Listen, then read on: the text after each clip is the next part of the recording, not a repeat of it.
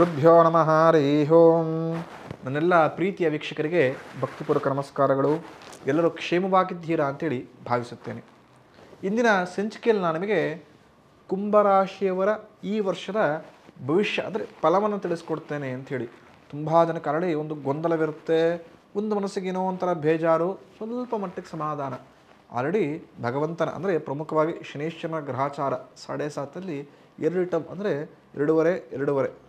ಎರಡೂವರೆ ಭಗವಂತ ಶನೇಶ್ ಪ್ರಮುಖವಾಗಿ ಶನೇಶ್ವರನ ಗ್ರಹಾಚಾರ 5 ವರ್ಷಗಳಲ್ಲಿ ಕಳ್ಕೊಂಡಿದ್ದೇವೆ. ಇನ್ನು 2.5 ವರ್ಷಗಳಿರುತ್ತೆ.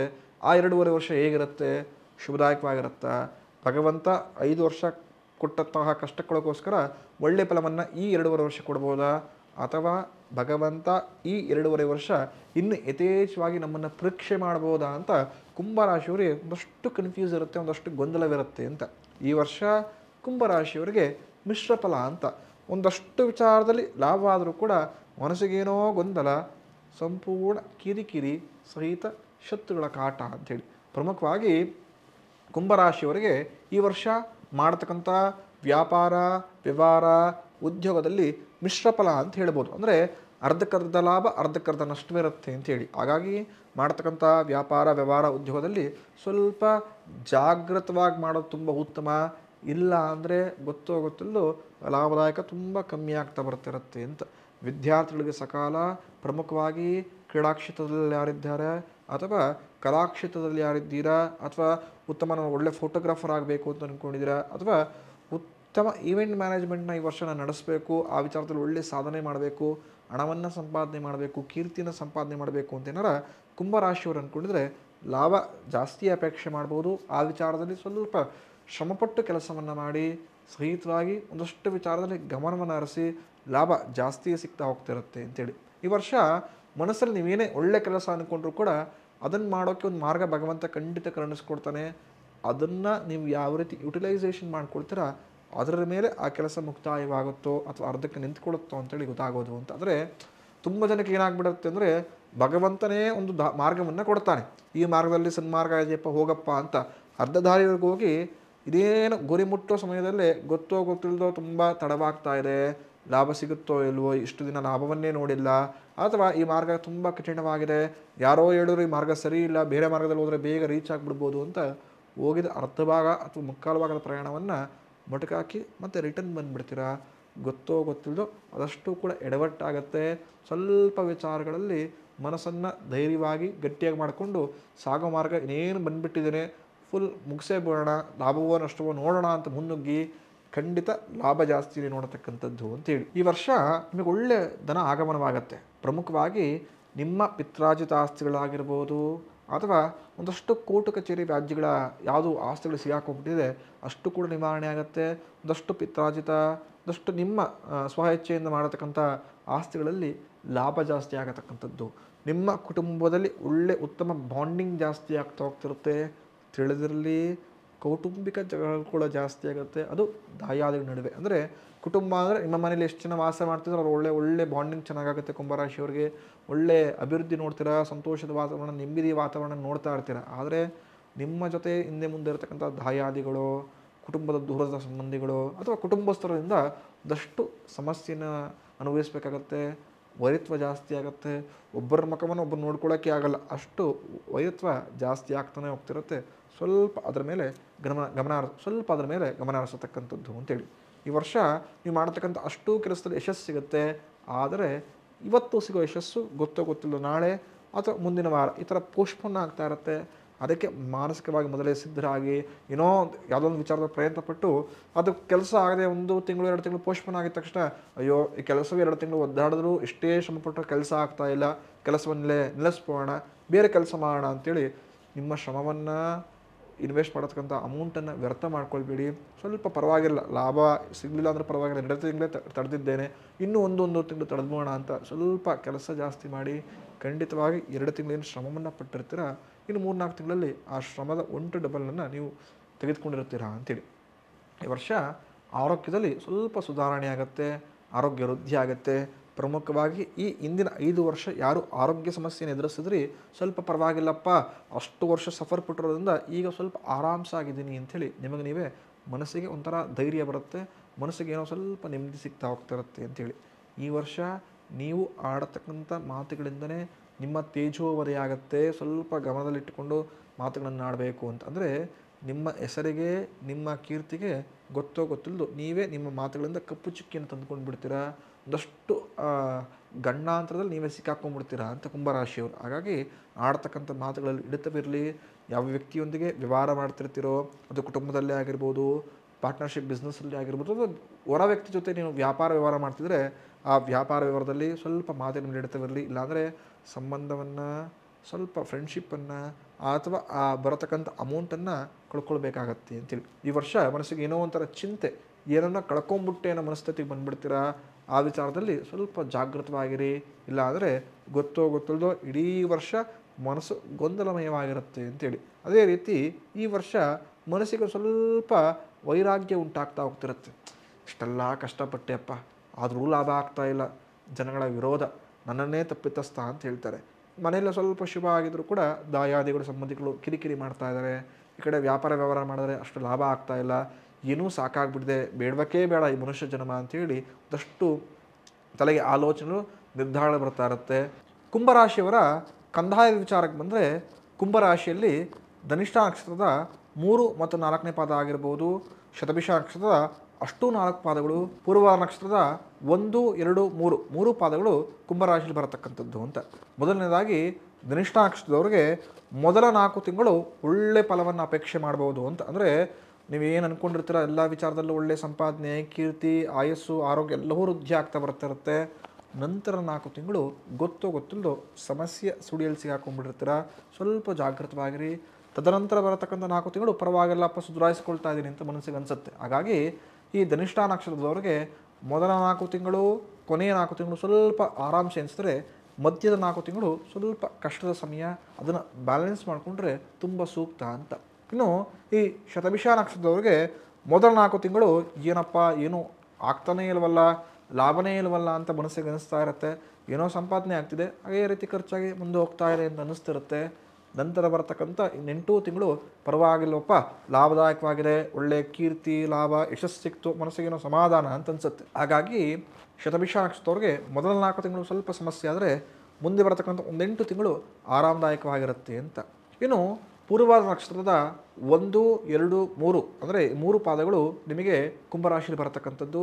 ಈ ನಕ್ಷತ್ರದವರಿಗೆ ಪರವಾಗಿಲ್ಲಪ್ಪ, ಈ ಮೊದಲ ಟರ್ಮ್ ಅಂದರೆ ಈ 4 ತಿಂಗಳು ಒಳ್ಳೆಯ ಲಾಭವನ್ನು, ಕೀರ್ತಿಯನ್ನು, ಯಶಸ್ಸನ್ನು ನಾನು ಕರುಣಿಸ್ಕೊಟ್ಟೆ ಅಂತ ಅನಿಸಿದ್ರೆ, ನಂತರ ಬರತಕ್ಕಂಥ 4 ತಿಂಗಳು ಯಾಕಿಷ್ಟೊಂದು ವ್ಯಾಪಾರದಲ್ಲಿ ನಷ್ಟವಾಗ್ತಿದೆ, ಮನಸ್ಸಿಗೇನೋ ಕಳವಳ, ನೆಮ್ಮದಿ ಸಿಗ್ತಾ ಇಲ್ವಲ್ಲ, ಆರೋಗ್ಯದಲ್ಲಿ ಸ್ವಲ್ಪ ಸಮಸ್ಯೆ ಜಾಸ್ತಿ ಆಗ್ತಿದೆಯಲ್ಲ ಅಂತ ಅನಿಸುತ್ತೆ.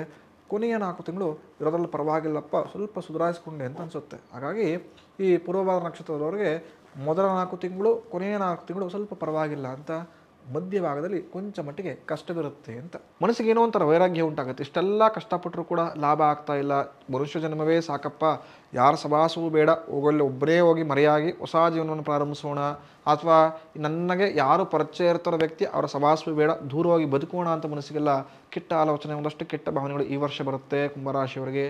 ಕೊಂಚ ಮಟ್ಟಿಗೆ ತಾಳ್ಮೆ ಇರಲಿ. ಅಂದರೆ ಭಗವಂತ ಪರೀಕ್ಷೆ ಹೊಡೆದವರೆ ನೀನು ಸರಿ ಮಾರ್ಗದಲ್ಲಿ ಹೋಗ್ತಿದ್ಯಾ, ನಿನ್ನವರು ಯಾರು, ಯಾವ ಸಮಯದಲ್ಲಿ ನಿನಗೆ ಕಷ್ಟ ಬಂದರೆ ಯಾರು ನಿನಗೆ ಸಹಾಯ ಮಾಡ್ತಾರೆ, ಅಥವಾ ನಿನಗೆ ಯಾರು ಕಷ್ಟವನ್ನು ಕೊಡ್ತಾರೆ ಅಂಥೇಳಿ ಭಗವಂತ ಈ ಸಮಯದಲ್ಲಿ ತೋರಿಸ್ಕೊಡ್ತಾನೆ ಅಂಥೇಳಿ. ಹಾಗಾಗಿ ಕೊಂಚ ಮಟ್ಟಿಗೆ ಬಂಡೆಯಾಗಿ ಈ ಸಮಯದಲ್ಲಿ ನಿಂತ್ಕೊಂಡ್ರೆ ಇಡೀ ಜೀವನ ಗೊತ್ತಿಲ್ಲದೋ ಬರತಕ್ಕಂಥ ಸಮಸ್ಯೆಗಳು ನಿಮಗೆ ಸಣ್ಣ ಪುಟ್ಟ ಕಲ್ಲುಗಳಾಗ್ಬಿಡುತ್ತೆ ಅಂತ. ಅಂದರೆ ಬಂಡೆಯನ್ನು ಎದುರಿಸಿದವ್ರಿಗೆ ಕಲ್ಲುಗಳು ಏನು ಸಾಮಾನ್ಯವೇ ಅಲ್ಲ. ಹಾಗಾಗಿ ನೀವೇ ಸರಿದೂಗಿಸ್ಕೊಂಡು ಮುನ್ನುಗ್ಬಿಡ್ತೀರಾ ಅಂತೇಳಿ. ಹಾಗಾಗಿ ಕುಂಭರಾಶಿಯವರು ಸ್ವಲ್ಪ ಜಾಗೃತವಾಗಿ ಕೆಲಸ ಮಾಡತಕ್ಕಂಥದ್ದು ಅಂತ.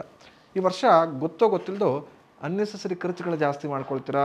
ನಾನು ಹೇಳಿದ್ದೆ, ಒಂದಷ್ಟು ವಿಚಾರದಲ್ಲಿ ಲಾಭ ಆಗಿದ್ರು ಕೂಡ ವರ್ಷದ ಅಂತ್ಯದ ಬರೋಷ್ಟರಲ್ಲಿ ಏನು ಲಾಭ ನೋಡಿರ್ತೀರೋ ಖರ್ಚನ್ನು ಜಾಸ್ತಿ ಮಾಡ್ಕೊಂಡು ಎಲ್ಲ ಕಳ್ಕೊಂಬಿಟ್ಟಿರ್ತೀರಾ ಅಂಥೇಳಿ. ಹಾಗಾಗಿ ಅನ್ನೆಸೆಸರಿ ಖರ್ಚುಗಳು ಬೇಡ. ಪ್ರಮುಖವಾಗಿ ಯಾರನ್ನೂ ಕೂಡ ನಂಬಿ ಏನನ್ನೂ ಇನ್ವೆಸ್ಟ್ ಮಾಡೋಕ್ಕೆ ಹೋಗಬೇಡಿ ಅಂತ. ಆ ವಿಚಾರದಲ್ಲಿ ನಿಮಗೇನಾದ್ರು ತಿಳುವಳಿಕೆ ಇದ್ದರೆ, ಆ ವಿಚಾರದಲ್ಲಿ ನೀವೇನಾದ್ರು ಕೆಲಸ ಮಾಡ್ತೀನಿ ಅಂತ ಅಂದ್ಕೊಂಡಿದ್ರೆ, ಅಥವಾ ಆ ವಿಚಾರದಲ್ಲಿ ನೀವು ಸಮಯವನ್ನು ಕೊಟ್ಟರೆ ಮಾತ್ರ ಇನ್ವೆಸ್ಟ್ ಮಾಡಿ. ಇನ್ಯಾರನ್ನೋ ನಂಬಿ ಆ ವಿಚಾರದಲ್ಲಿ ನಿಮ್ಮ ಕೆಲಸವೇ ಗೊತ್ತಿಲ್ಲ, ಅದರ ಗಂಧಗಾಳಿಯೇ ಗೊತ್ತಿಲ್ಲ, ಪರವಾಗಿಲ್ಲಪ್ಪ ಆ ವ್ಯಕ್ತಿಯ ಮೇಲೆ ನಂಬಿಕೆ ಇಟ್ಟು ನಾನು ದುಡ್ಡನ್ನು ಇನ್ವೆಸ್ಟ್ ಮಾಡ್ತೀನಿ, ನಾನು ಮನೇಲಿ ಇರ್ತೀನಿ, ಆ ವ್ಯಕ್ತಿ ದುಡಿದು ನನಗೆ ಒಂದಷ್ಟು ದುಡ್ಡನ್ನು ರಿಟರ್ನ್ ಕೊಡ್ತಾನೆ ಅಂತ ನೀವೇನಾರ ಮನಸ್ಸಲ್ಲಿ ಆಲೋಚನೆ ಇದ್ದರೆ ಖಂಡಿತವಾಗಿ ನಷ್ಟವನ್ನು ಅನುಭವಿಸ್ತೀರ ಈ ವರ್ಷ ಕುಂಭರಾಶಿಯವರು ಅಂತೇಳಿ. ಹಾಗಾಗಿ ನಿಮಗೆ ಗೊತ್ತಿದ್ದರೆ ಮಾತ್ರ ಅಥವಾ ನೀವು ಆ ವ್ಯಕ್ತಿಯೊಂದಿಗೆ ಸಮಯವನ್ನು ಅಲ್ಲಿ ಸ್ಪೆಂಡ್ ಮಾಡಿ ಕೆಲಸವನ್ನು ಕಲಿತು ನೀವು ಕೂಡ ಮಾಡ್ಬೋದು ಅಂತಿದ್ರೆ ಮಾತ್ರ ಇನ್ವೆಸ್ಟ್ ಮಾಡಿ. ಇಲ್ಲ ಅಂದರೆ ಕೈ ಸುಟ್ಕೊಂಡ್ಬಿಡ್ತೀರಾ. ಸ್ವಲ್ಪ ಜಾಗ್ರತೆಯಿಂದ ಇರತಕ್ಕಂಥದ್ದು ಅಂತೇಳಿ. ಪ್ರಮುಖವಾಗಿ ಈ ವರ್ಷ ಯಾರು ಮೀನುಗಾರಿಕೆಯನ್ನು ಮಾಡ್ತಿರ್ತೀರೋ ಅಥವಾ ಯಾರು ಬೋಟಿನ ರಿಪೇರಿ ಕೆಲಸವನ್ನು ಮಾಡ್ತಿರ್ತೀರೋ, ಕಬ್ಬಿಣದ ವಸ್ತುಗಳನ್ನ ವ್ಯಾಪಾರ ಮಾಡ್ತಿರ್ತಾರೋ ಕೊಂಚ ಮಟ್ಟಿಗೆ ಜಾಗೃತವಾಗಿ ಮಾಡಿ. ಇಲ್ಲ ಅಂದರೆ ಸ್ವಲ್ಪ ಸಮಸ್ಯೆ ಆಗುತ್ತೆ. ಪ್ರಮುಖವಾಗಿ ಟ್ಯಾಕ್ಸಿ ಡ್ರೈವರ್ಗಳಿಗೆ, ಟ್ರಾವೆಲ್ಸ್ ಏಜೆನ್ಸಿಗಳಿಗೆ ಪ್ರಯಾಣ ಮಾಡಬೇಕಾದ್ರೆ ತುಂಬ ಜೋಪಾನ. ಇಲ್ಲ ಅಂದರೆ ಇಡೀ ಪ್ರಯಾಣ ಗೊಂದಲ, ಅಂದರೆ ರೀಚ್ ಆಗೋಷ್ಟೊಂದಷ್ಟು ಸಮಸ್ಯೆಗಳನ್ನು ಎದುರಿಸಬೇಕಾಗ್ಬೋದು. ಅಪಘಾತಗಳಾಗ್ಬೋದು, ಗೊತ್ತಿಲ್ಲದು ಗಾಡಿ ಕೈ ಕೊಟ್ಟು ರಿಪೇರಿಗೆ ಬರೋ ಥರ ಆಗ್ಬೋದು. ಇನ್ನೇನು ನಮ್ಮ ಪ್ರಯಾಣ ಮುಕ್ತಾಯವಾಗೋ ಸಮಯದಲ್ಲಿ ಸ್ವಲ್ಪ ಸಮಸ್ಯೆಗಳೇ ಜಾಸ್ತಿ ಆಗ್ಬೋದು. ನಿಮ್ಗೆ ಹೆಂಗೆ ಅನಿಸ್ಬಿಡುತ್ತೆ ಅಂದರೆ ಈ ಬಿಸ್ನೆಸ್ಸೇ ಬೇಡಪ್ಪ, ಈ ವೆಹಿಕಲ್ನ ಓಡಿಸೋದು ಬೇಡ ಅನ್ನೋ ಮನಸ್ಥಿತಿಗೆ ಬಂದುಬಿಡುತ್ತೆ. ಹಾಗಾಗಿ ಸ್ವಲ್ಪ ನೀವೇನೇ ದೂರದ ಪ್ರಯಾಣ ಮಾಡಬೇಕಾದ್ರೆ ಅಷ್ಟು ಜಾಗೃತವಾಗಿ ಎಲ್ಲವೂ ಸರಿ ಇದೆಯಾ ಅಂತ ಪರೀಕ್ಷೆ ಮಾಡಿ ನಂತರ ಹೋಗೋದು ತುಂಬ ಉತ್ತಮ ಅಂಥೇಳಿ. ಇನ್ನು ಈ ವರ್ಷದ ಬಜೆಟ್ ಅಯ್ಯವ್ಯಯವನ್ನು ನೋಡಿದ್ರೆ ನಿಮಗೆ ಈ ವರ್ಷ ಕುಂಭರಾಶಿಯವರಿಗೆ 8ರಷ್ಟು ಆದಾಯ ಇದ್ದರೆ 14ರಷ್ಟು ಖರ್ಚಿರುತ್ತೆ ಅಂತ. ಅಂದರೆ ಅರ್ಧ ಭಾಗದಷ್ಟು ಖರ್ಚು ಜಾಸ್ತಿಯೇ ಇರುತ್ತೆ ಅಂತ ಹೇಳ್ತೀವಿ. ಹಾಗಾಗಿ ಕೊಂಚ ಮಟ್ಟಿಗೆ ಆಗಲಿ ಹೇಳಿದೆ, ವ್ಯಥ ಖರ್ಚು ಬೇಡ, ಸ್ವಲ್ಪ ಮಿತವಾಗಿ ಹಣವನ್ನು ಬಳಕೆ ಮಾಡಿ ಅಂಥೇಳಿ. ಹಾಗಾಗಿ ಅದರ ವಿಚಾರದಲ್ಲಿ ಜಾಗೃತಿ ಇರತಕ್ಕಂಥದ್ದು. ಇನ್ನು ನಿಮಗೆ ಅನಾರೋಗ್ಯ ಹೇಗಿದೆ ಅಂದರೆ ಈ ವರ್ಷ ಆರೋಗ್ಯಕ್ಕಿಂತ ಅನಾರೋಗ್ಯವೇ ಜಾಸ್ತಿ ಅಂಥೇಳಿ. ಹಾಗಾಗಿ ಕೊಂಚ ಮಟ್ಟಿಗೆ ಆರೋಗ್ಯದ ಮೇಲೆ ಗಮನ ಹರಿಸಿ. ಇಲ್ಲಾಂದರೆ ನೀವು ಸಂಪಾದನೆ ಮಾಡಿದ ಅಷ್ಟು ಅಮೌಂಟ್ಗಳು ಅನಾರೋಗ್ಯದ ಕಡೆ ಖರ್ಚು ಮಾಡಬೇಕಾಗತ್ತೆ. ಹಾಸ್ಪಿಟಲೈಸೇಷನ್ನು ಅಥವಾ ನಿಮ್ಮ ಟ್ರೀಟ್ಮೆಂಟ್ಗೋ ಅಥವಾ ಆರೋಗ್ಯವನ್ನು ಸರಿಯಾಗೋಕ್ಕೆ ಅದರ ಮೆಡಿಸಿನ್ಸ್ಗಳಿಗೋ ಈ ಥರನೇ ಅನ್ನೆಸೆಸರಿ ಖರ್ಚಾಗತ್ತೆ ಅಂತ. ಇನ್ನು ನಿಮಗೆ ಈ ವರ್ಷ ಸನ್ಮಾನ ಅಥವಾ ಒಳ್ಳೆಯ ಹೆಸರುಗಳು ಅಥವಾ ಅಪಕೀರ್ತಿಗಳು ಯಾವ ರೀತಿ ಬರುತ್ತೆ ಅಂತ ಹೇಳಿದ್ರೆ ಈ ವರ್ಷ ಗೊತ್ತಿಲ್ಲದು ಅಪಕೀರ್ತಿಗಿಂತ ಸನ್ಮಾನವೇ ಜಾಸ್ತಿ, ಅಂದರೆ ಒಳ್ಳೆಯ ಹೆಸರೇ ಜಾಸ್ತಿ ಅಂತ ಕುಂಭರಾಶಿಯವರಿಗೆ. ಸ್ವಲ್ಪ ಆರಾಮ್ಸೆ ಇರ್ಬೋದು. ತುಂಬ ಜನ ಅಂದ್ಕೊಂಡಿರ್ತೀರ ಗೊತ್ತಿಲ್ಲದೋ ಇಂದಿನ 5 ವರ್ಷಗಳು ಅಪಕೀರ್ತಿಗಳಿಂದ, ಅವಮಾನಗಳಿಂದ, ಅನುಮಾನಗಳಿಂದ ಅಥವಾ ನಿಂದನೆಗಳಿಂದ ಜೀವನ ಸಾಕಾಗ್ಬಿಟ್ಟಿದೆ. ಈ ವರ್ಷನಾದರೂ ಸಂಪಾದನೆ ಇಲ್ದರೂ ಪರವಾಗಿಲ್ಲ, ನೆಮ್ಮದಿ ಜೊತೆಗೆ ಈ ವ್ಯಕ್ತಿ ಒಳ್ಳೆಯವನಪ್ಪ, ಆ ಸಮಸ್ಯೆಗಳನ್ನೇ ವ್ಯಕ್ತಿ ಮಾಡಿಲ್ಲ ಅಂತ ಸಮಾಜ ಗುರುತಿಸಿದ್ರೆ ಸಾಕು ಅಂತ ತುಂಬ ಜನಕ್ಕೆ ಮನಸ್ಸಲ್ಲಿ ಭಾವನೆ ಇರುತ್ತೆ. ಈ ವರ್ಷ ಖಂಡಿತ ಅದು ಈಡೇರುತ್ತೆ. ಈ ವರ್ಷ ಮನಸ್ಸಿಗೆ ಒಂದು ಏನೋ ಒಂಥರ ಈ ವಿಚಾರದಲ್ಲಿ ನೆಮ್ಮದಿ ಆಗುತ್ತೆ. ಪರವಾಗಿಲ್ಲಪ್ಪ, ನನಗೆ ಸಮಾಜನ ಗುರುತಿಸ್ತಾ ಇದೆ, ಈ ವ್ಯಕ್ತಿ ಆ ತಪ್ಪನ್ನು ಮಾಡಿಲ್ಲ, ಇವನು ಒಳ್ಳೆಯ ವ್ಯಕ್ತಿ, ಇವನಿಗೆ ಪರವಾಗಿಲ್ಲಪ್ಪ, ಹಿಂದೆ ಮಾಡಿದ ಅಷ್ಟೂ ತಪ್ಪುಗಳಿಗೆ ಈ ವ್ಯಕ್ತಿ ಕಾರಣಕರ್ತನಲ್ಲ, ನಾನೇ ತಪ್ಪು ತಿಳ್ಕೊಂಡ್ಬಿಟ್ಟಿದ್ದೆ ಅಂತ ಸಮಾಜಕ್ಕೆ ಈ ವರ್ಷ ಕುಂಭರಾಶಿಯವ್ರ ಮೇಲೆ ಸ್ವಲ್ಪ ಒಳ್ಳೆ ಅಭಿಪ್ರಾಯ ಬರುತ್ತೆ ಅಂತ. ಇನ್ನು ಸುಖ ದುಃಖವನ್ನು ನೋಡಿದ್ರೆ ಈ ವರ್ಷ ಗೊತ್ತಿಲ್ಲದೋ ಸುಖ ದುಃಖಗಳು ಮಿಶ್ರಣ ಫಲ ಅಂತ. ಅಂದರೆ ಒಂದು ವಾರ ಕಂಪ್ಲೀಟ್ ಸುಖವಾಗಿದ್ದರೆ ಇನ್ನು 4-5 ದಿನ ಕಂಪ್ಲೀಟ್ ದುಃಖವನ್ನು ಭಗವಂತ ಕೊಟ್ಟಿರ್ತಾನೆ. ಒಂದಷ್ಟು ವಿಚಾರದಲ್ಲಿ ಒಳ್ಳೆ ಲಾಭವಾದರೆ, ಸಂತೋಷದ ವಾತಾವರಣ ಇದ್ದರೆ ಅದರ ನೆಕ್ಸ್ಟು ಗೊತ್ತಿಲ್ಲದ ಅದೇ ವಿಚಾರಕ್ಕೆ ಭಗವಂತ ದುಃಖದ ಫಲವನ್ನು ಕೊಡ್ತಾನೆ ಅಂತ. ಹಾಗಾಗಿ ಮಿಶ್ರಣ ಫಲ ಅಂತ ಹೇಳ್ಬೋದು. ಸ್ವಲ್ಪ ಅದರ ಬಗ್ಗೆ ಬ್ಯಾಲೆನ್ಸಿಂಗ್ ಮಾಡಿಕೊಂಡ್ರೆ ತುಂಬ ಉತ್ತಮ ಅಂತ. ಇನ್ನು ಈ ಕುಂಭರಾಶಿಯವರಿಗೆ ಶುಭದ ವಾರ ಯಾವುದಪ್ಪ ಅಂತ ಹೇಳಿದ್ರೆ ಬುಧವಾರ, ಶುಕ್ರವಾರ, ಶನಿವಾರ ಶುಭದ ವಾರ.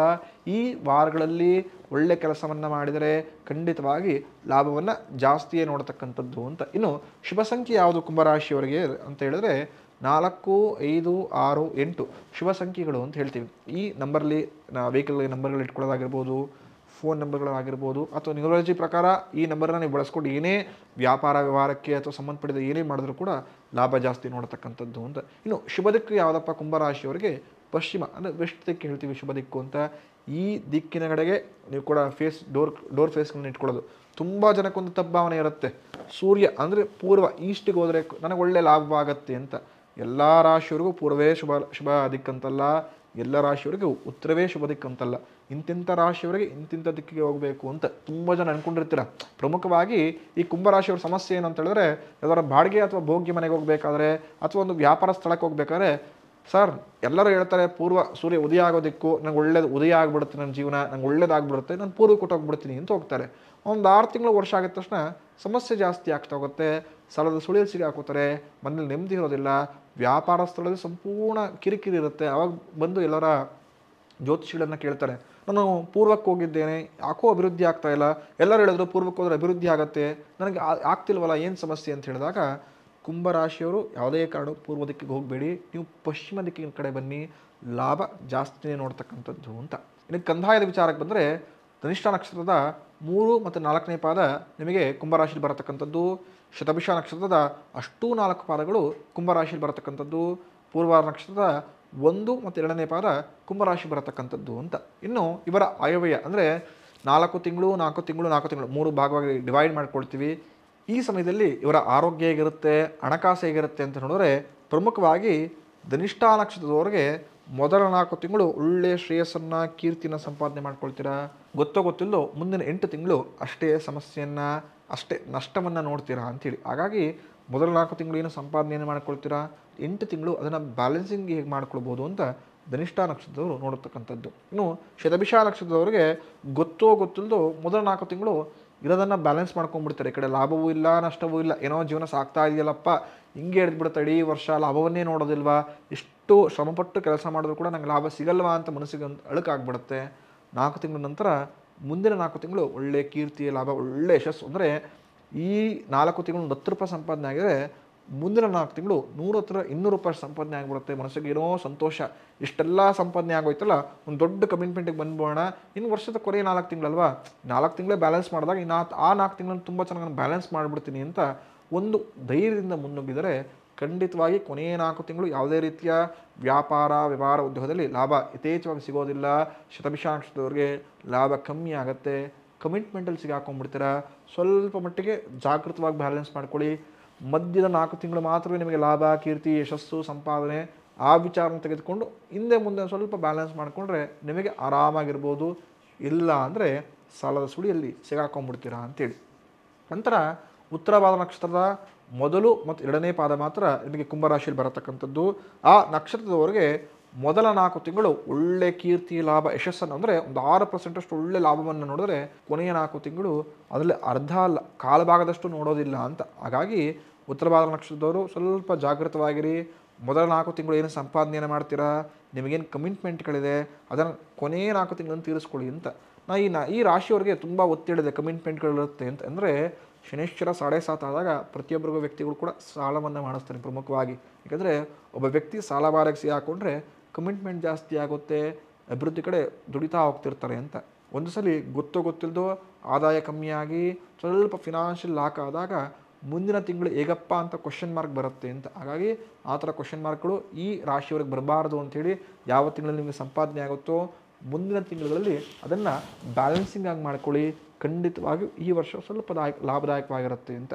ಈ ವರ್ಷ ಕುಂಭರಾಶಿಯವರು ಶನೀಶ್ವರನ ಆರಾಧನೆ ಚೆನ್ನಾಗಿ ಮಾಡಿ. ಆಗಲೇ ಹೇಳಿದೆ 2.5 ವರ್ಷ 7.5 ಮುಕ್ತಾಯವಾಗುತ್ತೆ ಅಂತ. ಹಾಗಾಗಿ ಈ ವರ್ಷ ಎಷ್ಟು ಶಕ್ತಿನುಸಾರವಾಗುತ್ತೋ ಓಂ ಶಂ ಶನೇಶ್ವರಾಯ ನಮಃ ಎಂಬ ಮಂತ್ರವನ್ನು ಜಪ ಮಾಡಿ, ಹತ್ತಿರಲ್ಲಿರತಕ್ಕಂಥ ಶನೇಶ್ವರ ಸ್ವಾಮಿ ದೇವಸ್ಥಾನಕ್ಕೆ ಹೋಗಿ ನಮಸ್ಕಾರ ಮಾಡಿ. ಶನೇಶ್ವರನಿಗೆ ತುಂಬ ಶ್ರೇಷ್ಠವಾಗಿದ್ದು ಒಂದು ತೈಲ ಅಭಿಷೇಕ ಅಂತ ಹೇಳ್ತೀವಿ. ಅದು ಅಮಾವಾಸ್ಯೆ ಆಗಿರ್ಬೋದು, ಶನಿವಾರವಾಗಿರ್ಬೋದು. ಬ್ರಹ್ಮ ಅಥವಾ ಬ್ರಾಹ್ಮಿ ಮುಹೂರ್ತ ಇನ್ನೂ ತುಂಬ ಶ್ರೇಷ್ಠ ಅಂತ ಹೇಳ್ತೀವಿ. ಆ ಸಮಯದಲ್ಲಿ ಭಗವಂತನಿಗೆ ಒಂದು ತೈಲಾಭಿಷೇಕವನ್ನು ನಿಮ್ಮ ಸಂಕಲ್ಪಪೂರ್ವಕವಾಗಿ ಮಾಡಿಸ್ಕೊಳ್ಳಿ. ಖಂಡಿತವಾಗಿ ಬರತಕ್ಕಂಥ ಸಮಸ್ಯೆ ದೂರವಾಗುತ್ತೆ ಅಂತ. ಕುಂಭರಾಶಿಯ ಪ್ರತಿಯೊಬ್ಬರಿಗೂ ಕೂಡ ಆ ಶನೇಶ್ವರ ಒಳ್ಳೆ ಫಲವನ್ನು ಕೊಟ್ಟು ಕಾಪಾಡಿಕೊಳ್ಳಿ ಅಂತೇಳಿ ಆಶಿಸುತ್ತೇನೆ. ಶುಭಮಸ್ತು. ನಮ್ಮ ಕನ್ನಡ ಫೇಸ್ಬುಕ್ ಪೇಜ್ನ ಲೈಕ್ ಮಾಡಿ, ಯೂಟ್ಯೂಬ್ ಚಾನೆಲ್ನ ಸಬ್ಸ್ಕ್ರೈಬ್ ಮಾಡಿ. For more updates click on the bell icon. ನಮ್ಮ ಕನ್ನಡ ಡಿಜಿಟಲ್ ಮೀಡಿಯಾ.